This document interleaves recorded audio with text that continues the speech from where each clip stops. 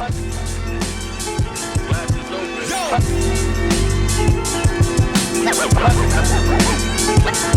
open.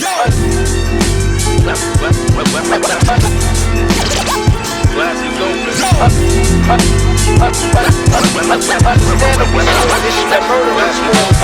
Understandable, smooth shit to jump off the stoop with. Nah, kicking my 2 cents duffels and toothpicks. To give you 16, feel like a pound flew in. Competition nuts, all the GPS where the roof is, right? The same flow came out the hallway with me. I put 95 on my back like I'm DeAndre Bembry. It's like I'm Illmatic sitting on loop meets Mortal Kombat finishing moves you've seen what the Genesis do. And the endings is Jordanesco, whichever way that the play goes. Cause 6 joints can get you whatever. I came as Thanos. I threw you jewels with an NYCHA flow. Blowing orange signs like I was on Dolan payroll. Malcolm X, Air Raid Nikes by the caseload. But still good to with a Becky like John Stamos. Taught to know that the rule of thumb was in your windows and a Slater box, but to make love, the instrumentals. I spent more on the baggies than what they spent on the Yola. Off a plate, got rid of weight just like a Marsha Ambrosia. My quit a job to shop and take up yoga. Down for whatever, nothing rise. But knowing how the end of that movie is aligned and knowing my vibe started in that movie a couple times, I already knew the script. What a surprise. If memory serves me, I remember wondering what all of that work. Happy Tuesday, y'all. We standing behind me to curb me from off where that curb be. If memory serves me, son, I remember jumping off the stoop all thirsty, but being taught that the club won't ever deserve me. Yo, this is Vice Electric. Your Breakpoint presents BreakpointNOW, a series of intimate conversations with incredible talent found on the Breakpoint roster and beyond, ranging from fresh, new developing A-list veterans, everything in between. Today's episode, we are honored to have an artist I like to refer to as a young veteran, a young legend in his own right. Dare I say, even a pioneer in what we look at now as the current model for artist independence in the digital internet age. So without further ado, let us welcome hip-hop MC, BK Bread, the extraordinary artist, poet, extraordinaire Skyzoo. Peace. What's going on, What's up, bro? What's the deal? Okay, I think we good. How you feeling? I'm good, man. That was a serious intro, man. I don't know how to follow that up, man. I could just peace out off that. You know what I mean?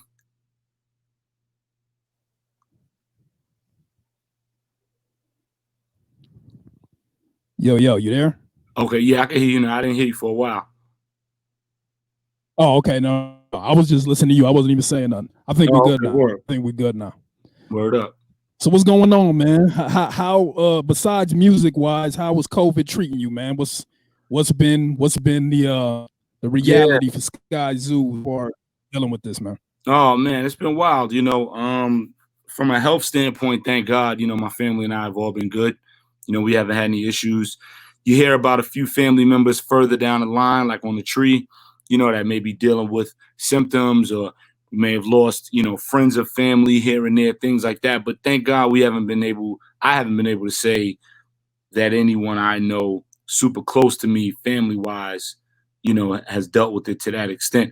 Obviously, Fred, who's the homie, you know what I mean? Of course, rest in peace to Fred. Certain situations like that. But no one in my immediate family, to make a long story short. So it's been cool on that front. Outside of that, you know, we're just dealing with it. You know, financially, it's rough for everybody. You know, even if you are an artist who is pretty much straight in a lot of ways financially, like myself, or if you're somebody who's making millions, you know, who they're obviously straight. You know what I'm saying? But it's still a different strain on them, especially with me as an independent artist and a touring artist. You know, a lot of my income is made on the road. A lot of my income is made overseas, you know, being able to travel, going to different states, different countries, and connecting with the people on stage, connecting with the people at the merch table. So, you know, it's been rough with that. But most importantly, even outside of that, it's really just, you know, what this thing is doing to people globally, you know, health-wise, and where we are with that. And it's disgusting, man. It's sad. It's disgusting. And we just hope and pray that this is over with soon, you know? For sure. Definitely. It's definitely a crazy time right now, man. Like the world is changing before our very eyes. And Yeah. you know, like you said, rest in peace to Fred. He actually was another member of our roster. We worked for him for a short time before his passing. I know you guys were close and knew each other, obviously, grew up in the same circles coming up, you know, in the New York scene. And yeah, he fell victim to it. So it's just incredible how you see the reality of it hit, how it goes from a rumor to, you know, is it serious to an all-out pandemic. So here we are. So yeah, I mean, I know that even though you haven't been able to hit the road, that you've still been keeping busy. So tell us a little bit about that. I'm gonna play a little bit something from the newest project, but tell us how you've been keeping busy despite being able to hit the road, because I think a lot of artists could learn from that. Yeah, I just been just working, you know, on a lot of new music. You know, I've been working on a lot of projects that I kind of had in the pipeline already. So this has afforded me the time to be able to finish a lot of those things up, do different things, and build. I built a studio in my crib, so now I'm able to record at the crib, as well as, you know, if I have to go out and do some mixing or something like that. You know, but yeah, I've been you know, I've been recording in the crib and just creating, and you know, the new EP is out now, so that's 2 projects already for this year, and then I got a third album. I got a third project, which is a full-length album coming out later this year in the fall. So I've just been wrapping that up. You know, I'm trying to get that done. I'm like 1 or 2 songs away, and then from there, I'll be mixing and doing post-production and all that, and trying to get it out by the end of the year. Wow, incredible. So I guess from what tell me if I'm wrong, I mean, how does having, you know, the studio now in the crib, does it help the creative process? I know I have the same situation where I have, you know, everything in the basement. So, yeah, you know, I know it definitely helps me be able to, you know, if something comes in my head, I can run downstairs and just do it real quick. Do you find that to be the case now, as far as, you know, the new music that you're doing? Yeah, I can just go down and create at any given time. The only thing on the flip side of that, I feel like when I leave the crib and I go to a studio, I'm able to just focus on that because I'm there with a purpose. I went however far to the studio, I'm there for 4, 5, 6 hours, whatever it is, and I'm there to work on that. But when you're at the crib, you can go upstairs in the kitchen, get something to eat. You can turn on ESPN, you know what I mean? Or, you know, the bell ring, the mailman is outside dropping off a package. You got to go get that. You know, my family, you know what I'm saying? My son is running around. I'm downstairs recording, and my son is running down the stairs, coming to mess with me, which is beautiful, you know, but now I got to stop that, you know, so just little things, you know, that come along with it when you're doing it at the crib. You know, I've been finding myself doing a lot of my recording late at night. My family goes to sleep, you know, they sleep 11, 12 o'clock. My son is asleep. Sometimes even later, depending on if he gets a late nap. But either way, I find myself recording at 1, 2 in the morning because they can't hear me. You know, I'm in the basement. I'm 3 floors down, and I asked my family, like, yo, can y'all hear me? Nah, you know, my lady was like, nah, we can't hear you at all. So I didn't even have to soundproof the spot, you know what I mean? Because I'm so deep in the basement. She was like, nah, we can't hear you at all. So they can be sleeping, I could be recording. So ideally, I'd like to record during the day, like right now. But, you know, I've been doing a lot of recording at night, you know, like 1, 2 in the morning, getting done at 4 or 5 in the morning. But then I got to get up a couple hours because my son is up, you know. So it's give and take. You know what I mean? It's I know the game. Right. For sure. So, yeah. So I want to sort of piggyback up that. You mentioned your son. You mentioned family. Obviously, that is very prevalent of the foundation of the Milestones project, which just dropped. And I'll just say that it's amazing. I know you've been getting your props on it. I know it's, you know, people have been giving you great feedback. So and I'm thinking that that's probably, you know, something that with the extra time that came about and some of the things that have been going on, you probably felt that it was necessary to drop something like that at this time. You know, are the times and the news and things going on part of the reason why you decided to release it when you did? No, it was all about Father's Day. It was all about being centered around Father's Day. Like, I felt like the project wouldn't have made sense coming out in April or coming out in August. Or, you know what I'm saying? So it was about hitting Father's Day right on the head. You know, if I could have dropped it on Father's Day, I would have did that. You know what I mean? But I think it was cool to be able to drop it right around, you know, right around Father's Day, the week of, giving people something to celebrate, to get into and get familiar with it, bump it all weekend. going into Father's Day, letting it be the theme music for the actual day. So yeah, the timing was solely about Father's Day. Like I've been telling people, you know, I started working on this project last August. So this is before everything we're dealing with now with, you know, social injustice and police brutality. This is before COVID-19. This is before all these things. You know, I made a song for fathers August 2019. You know what I mean? Like that was when I did that record. And then I slowly started, you know, kind of working on the rest of the project just whenever I had time, because I've been working on The Bluest Note. I've been working on All the Brilliant Things, which is the album coming out later this year. I've been working on so many different things, ghostwriting, whatever. But whenever I could find a little time and I hear a beat that I felt made sense, I'll make that record. Then I'll put it to the side and I'll get into some other things. Then I'll make that record, you know. So it was something I was started a long time ago. It was kind of doing sporadically. But I knew it wasn't going to drop till Father's Day no matter what. It wouldn't have made sense. The project's been done since like February. It wouldn't have made sense to drop it in February. You know what I mean? Like it was all about the timing, Father's Day, June, the whole deal. Yeah, yeah, and it definitely is right on time. Definitely spoke to people.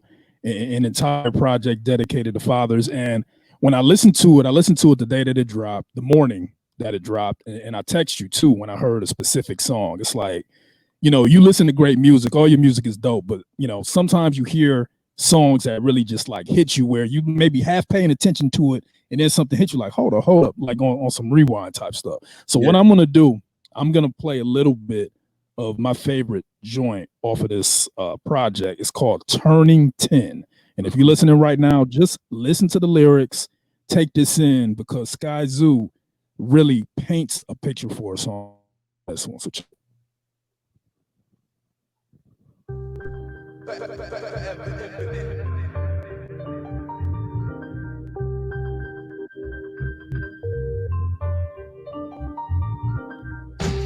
My man used to sling to his mother. Took a couple dollars off so she don't think he don't love her. I said, damn, son, your pops don't care? He said, son, I don't know. My father been in and out of Rikers since I was 9 years old. He passed me the L and then continued to bag snow. I pictured myself in his shoes and took a drag slow. His mother came in the room with 7 singles. He gave her a bag of stones. Her face said, heaven sent you. I was 14, known as a mixture of straight scheming and debate teaming. Her tug of water break me even. I was weaving through what was intended and what was given, where it's easy to jump in the rhythm and fuck with the vision. Been forever since we kicked it. Last thing I heard is he was bidding. They got him infinity number dripping. The juxtaposition of what the Lord be. They placed him with his pops, and now he get to tell his father the story. My friends, I got a son with they ex. I tell him right off the deck, go and get your son when he turns 10. And all the women I know who know what's best and the way that this shit is set, get that boy up when he turns 10. I applaud you for thugging it. Never wavering around how you loving them.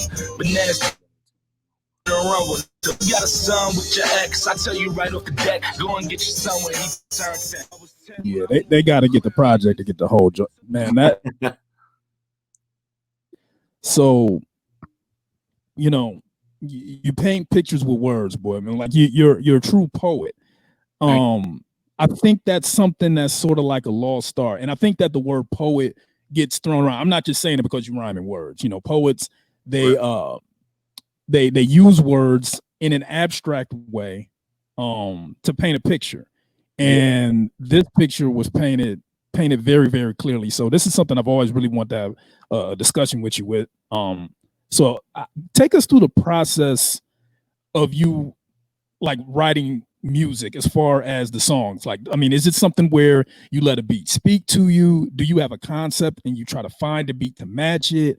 Or is a little bit of both? Just like give us a little bit of the recipe, what goes on.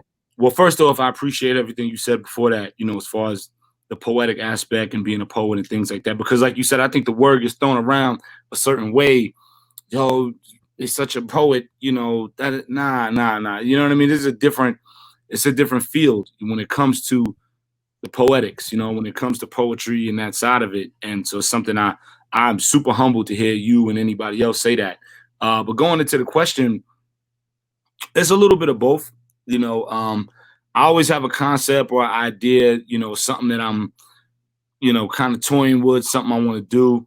And a lot of times I'll find the beat that fits that emotion, you know, but then also I'll hear beats and be like, yo, this beat just told me what to do. You know, a lot of times The beat tells me Yeah. what to do. I hear the beat, and the beat says, yo, do this. And then I'm just following orders at that point, you know. The one thing I don't do, but this is just me, you know, it has nothing to do with other people's methods.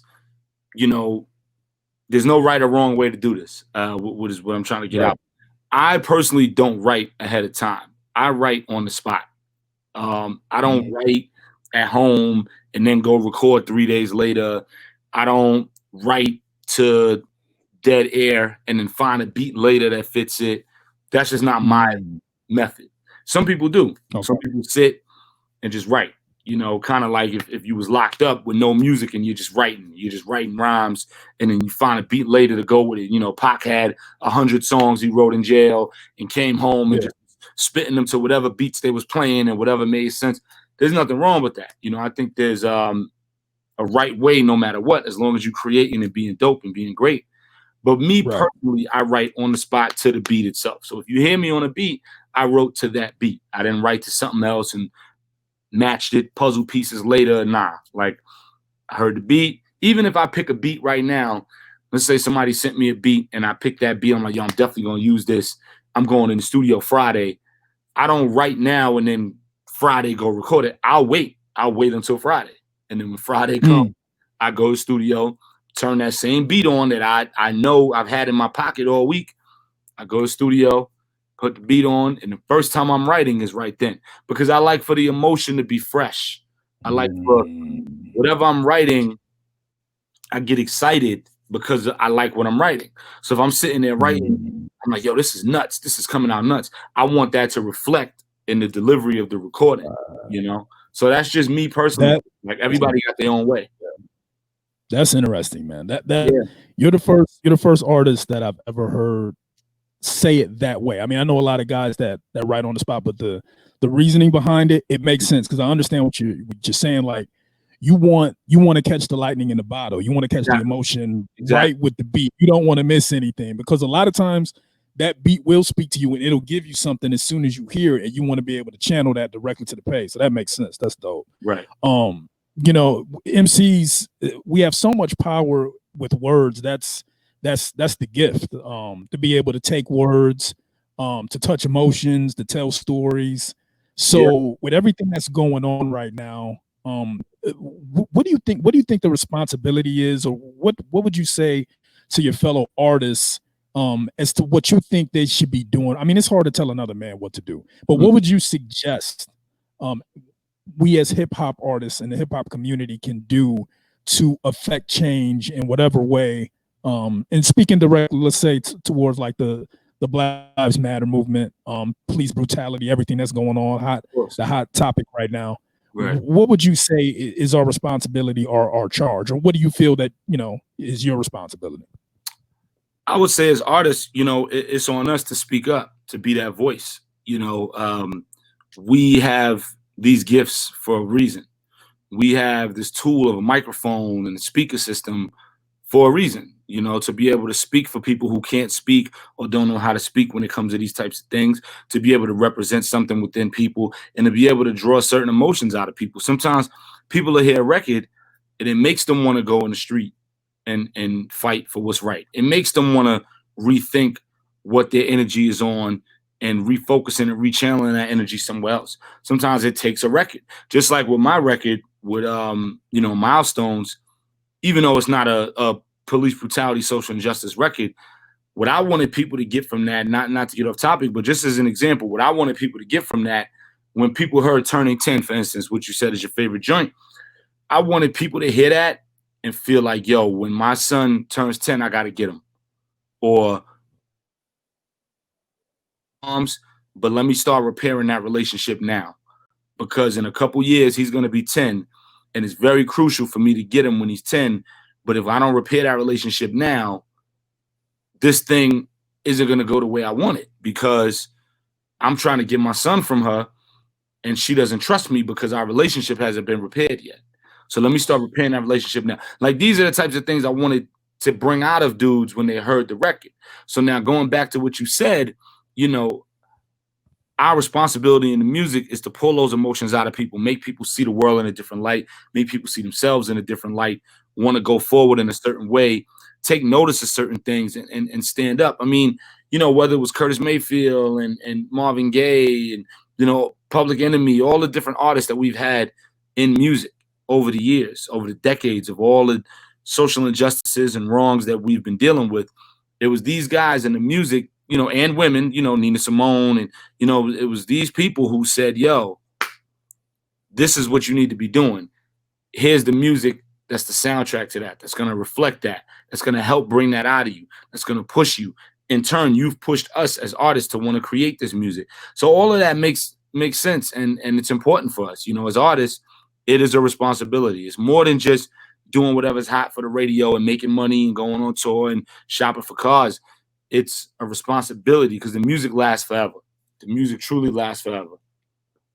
Definitely. Well said. Yeah, I'm glad you at least, you know, you put a charge on them that there is responsibility. We need to take responsibility for what we put out, and we definitely, you know, it doesn't matter what you rap about, but when it's time to step up, it's time to step up. And the artists, you know, we have the audience, we have the voice, we have the power to affect change, and you're definitely doing that through your music. So we're gonna wrap up here soon. If you're watching us live, if you have a question, I'm gonna pick one question. If somebody wants to give me a question, and I'll ask all here, I'm gonna go into my last question, and then I'm gonna play a little bit more of his music as we head off into the sunset. But I want to move back a little bit because me and you, we've known each other for a little while, but we actually started working last year in 2019 when you were in preparation to release what was definitely one of the best albums of that year. And you worked with a hip hop legend by the name of Pete Rock, and you put out Retropolitan. Yeah. Before we go, I know that was a very huge experience for you to be able to put out that record, to put out that album. Just give us a little bit of insight into what work with Pete and to put together that project. Something maybe we had a story. Oh man, it was an awesome process. You know, you talking about Pete, who is one of the greatest ever. I mean, if you had to pick 3 producers ever in hip hop, he's one of them. You know what I mean? Somebody who literally the fabric of New York City hip hop. He's a humongous piece of that quilt. You know, he, you know, it just was an honor. It was an honor to be able to do that project with him, and you know, hopefully, it's not the last time we work. You know, people have been like, "Man, wanted you guys to work together for so long." So instead of 1 record, it wound up being 12 the first time we really, really locked in and worked, you know, and it was an incredible album. Excuse me, we did it over the course of 2 weeks. You know, him and I were in the studio for the whole thing. Every record was done together in the studio. It wasn't like he emailed me beats and I emailed the record. Nah, we was in the lab together every day. Certain records like, what was it, Homegrown, One Time, those records were beats he was playing in the lab. I had already picked what was going to be the album. I'd already picked a bunch of beats. We in the lab like day 5 working, and he plays "Hang On To Your Home," while he's looking for whatever beat we was going to record. He's looking for the stems because, you know, he's on the MP, so he's loading up and all that. And I'm like, yo, what's that? It's something I was messing with last night. Yo, let me get that. That can't happen if we're not in the studio together. You know what I mean? Right. Those happen when you're in the lab together. That was an accident. He just pressed play, looked at something else. Hang on to your home.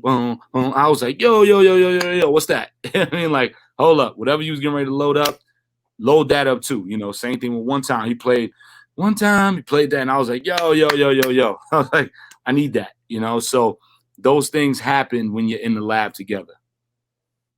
For sure, yeah, and that goes back to catching that lightning in a bottle, man. Like you want to put out the best music. You have, you know, you got to strike when the iron's hot. And it's funny you mentioned One Time because that is my favorite joint on Retropolitan, man. That beat is ridiculous. So shout out to Pete Rock, the legend. Let us know what else is going on. I mean, I know that you have the album coming. Is there anything you want to tell us about that yet, or is that under wraps? Oh man, what I can say about it is. Yeah, what I can say about it is the most poetic I've ever been on a record. Okay. Normally, and I've talked about it lightly, like on Twitter, teasing a little bit. And my man, AJ, who's doing a lot of the recording and who's mixing the whole thing with me, he said it as well on the gram. Normally, when I write, you know, I'm the type of dude, I go to studio. All right, so for the people at home watching, I like working during the day. I'm not a get to the studio at midnight type of guy. I actually hate that. I don't know if you cursing on the show, but I actually, Do what you do. Oh, what? No, go ahead. I hate that shit. You know what I'm saying? Again, my process is different from everyone else's, but I hate that. Yo, I'll meet you at the studio at 11. Like, I'm just not that guy. I like to be home by then. I like to be at the studio like 1 o'clock and be out by 8. You know what I mean? That way I could still go have dinner. I could go watch some sports if sports was still on, you know what I mean? Or, you know, just be normal and just live, see my son, my family, whatever.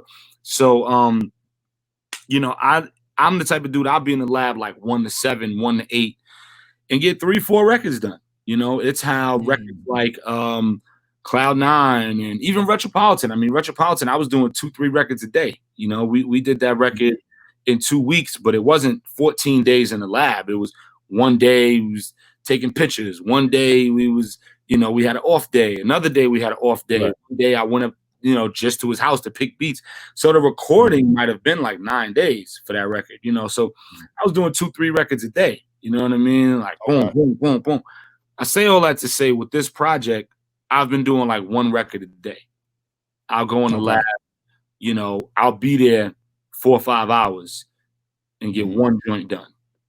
You know, and the reason why is because the way I'm writing this album, I've been writing it from a more poetic place. So it's been a slower process on purpose.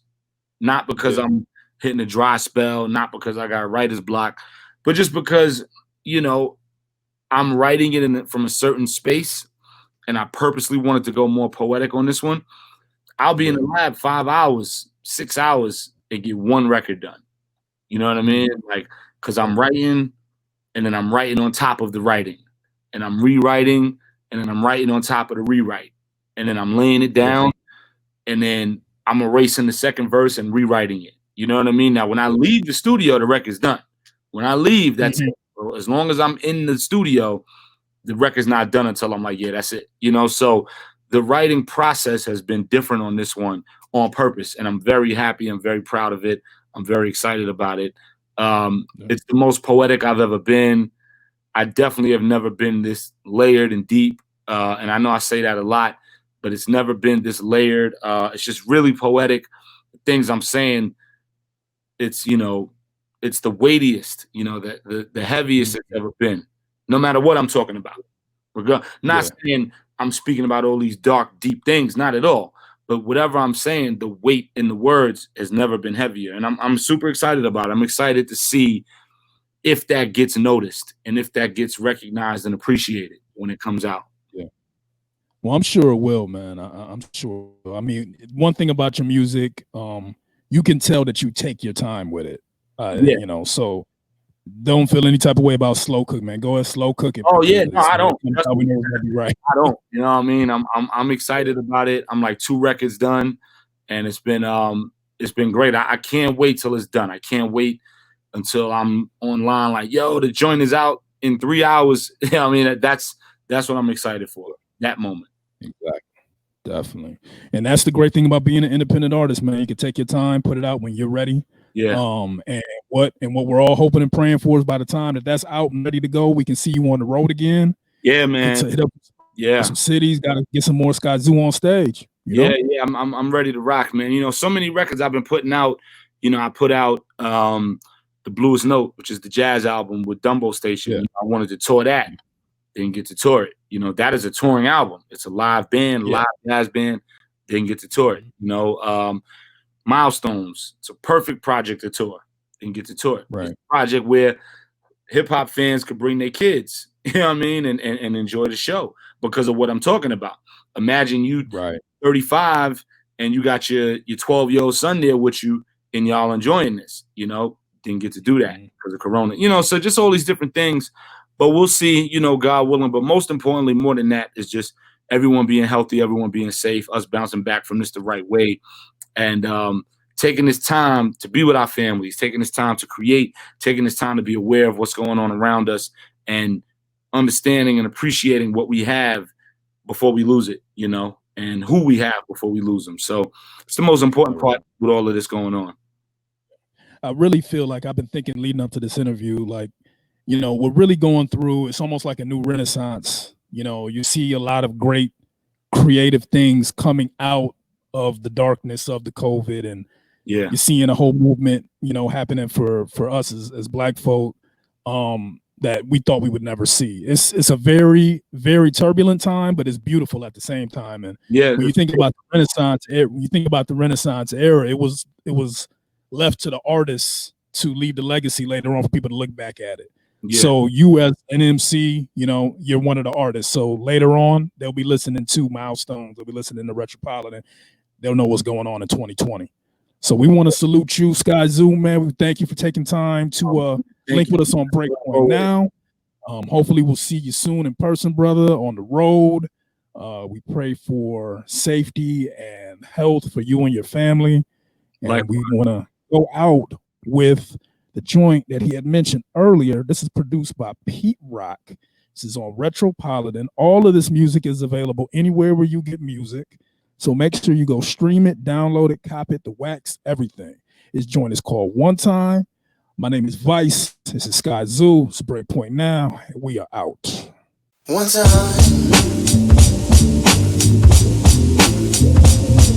One time.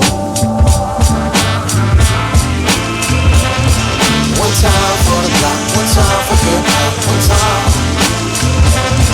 One time for being black. Wherever you at. One time. One time for Skyzoo on the MIC. One time. One time for P-Rock in the place to be. One time. Baby, one time for the time sticking beside me. Wouldn't count me out when it counted me in the lobby. Would count on to lead you into the fold like origami. It could've overlapped and it chose to au revoir me. Like yo, when you be talking bonjour to a Mozzie, it seems to intervene and encores to a homie. Like anybody can get it, so nothing don't surprise me, cause anybody can get it, so hopefully you got me. Shout the Gates and Grand, in betweens where you would find me. And shout the Jamaica Queens, margaritas is a body. Easier to spot me, but I ain't never mind, so I ain't step inside. I just speaking in tsunamis. Pay me no never mind. I just stayed in the design until they was trying to trace me.